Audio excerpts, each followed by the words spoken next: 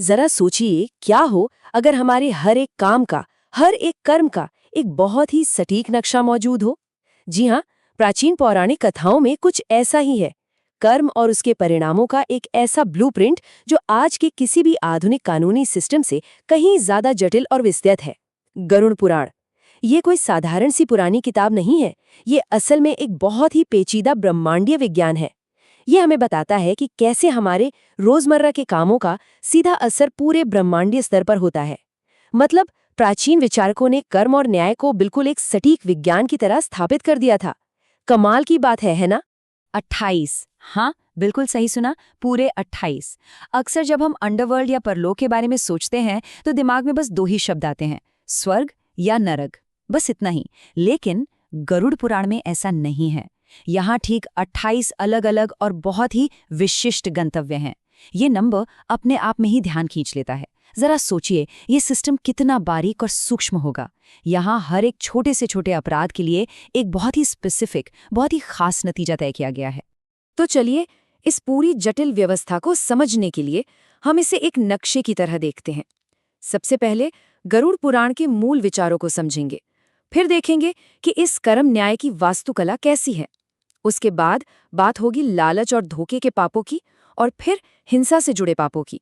और आखिर में हम ये जानने की कोशिश करेंगे कि कैसे ये पूरा सिस्टम एक परम नैतिक निवारक के रूप में काम करता था।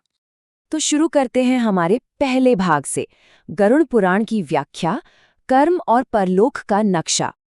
अब देखिए, अगर कोई इस ग्रंथ को सिर्फ मृत्यु के बाद की कोई डरावनी कहानी समझता है तो ये बहुत बड़ी भूल होगी।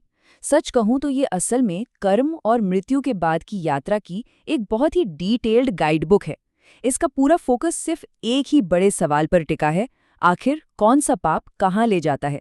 ये इस दिलचस्प विचार पर आधारित है कि हमारे सांसारिक कामों और ब्रह्मांडीय प्रतिक्रियाओं के बीच एक ऐसा कनेक्शन है जिसे कोई तोड़ नहीं सकता। जैसे विज्ञान में न्यूटन का नियम होता है ना, कि हर क्रिया की एक समान और विपरीत प्रतिक्रिया होती है, बस समझ लीजिए कि ये उसी नियम को हमारी नैतिकता और कर्मों पर लागू करता है।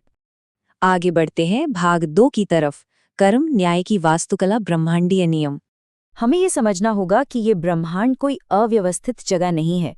गरुड़ पुराण के हिसाब से नरक का मतलब कोई एक आम सा तहखाना या कोई डरावनी अंधेरी गुफा नहीं है। इसे एक तरह का कॉस्मिक अस्पताल मान सकते हैं, जहाँ अलग अलग वार्ड्स बने हुए हैं। बिल्कुल वैसे ही जैसे हर अलग बीमारी का इलाज अलग होता है, यहाँ हर अपराध का एक अलग और एकदम विशिष्ट क्षेत्र है। उदाहरण के लिए एक कुंभीपाक नरक है, जो एक बहुत ही खास तरह के हिंसक कृत्य के लिए रिजर्व रखा गया है।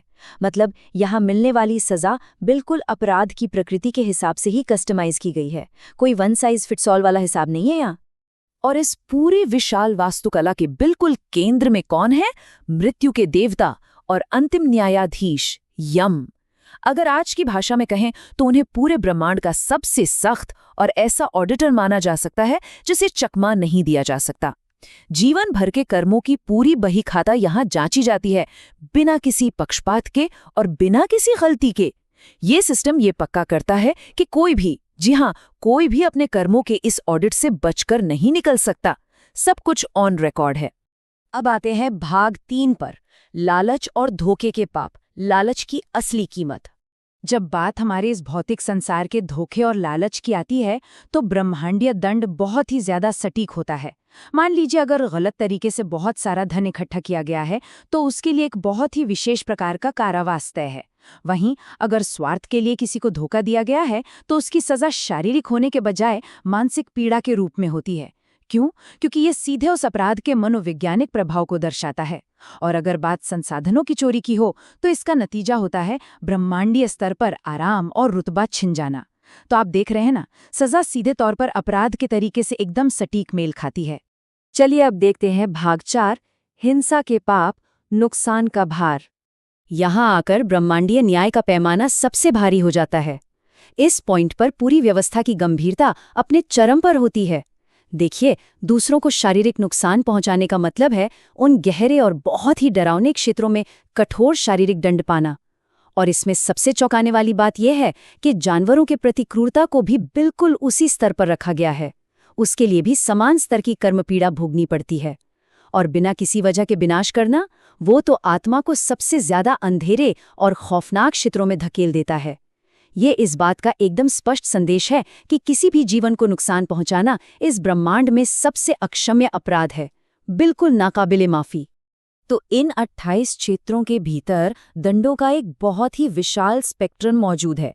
एक तरफ वो छोटी मोटी कर्म संबंधी भूलचूक हैं जो शायद अनजाने में हो जाती हैं, और दूसरी तरफ है दुनिया के सबसे भयंकर पाप।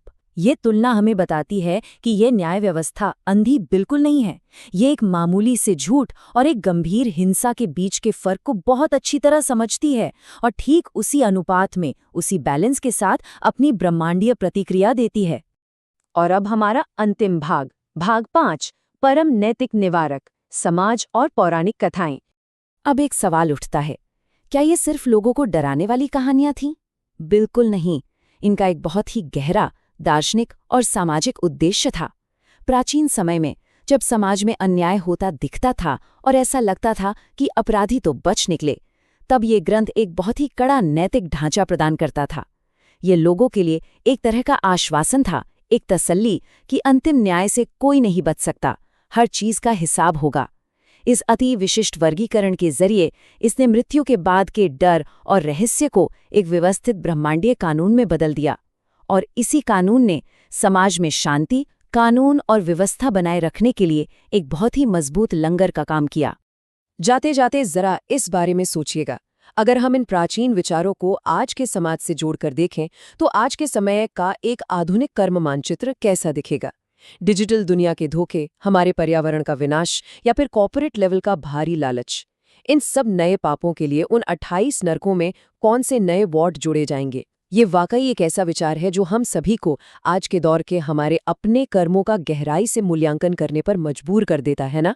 खैर, इस पूरे विश्लेषण में शामिल होने के लिए बहुत बहुत धन्यवाद।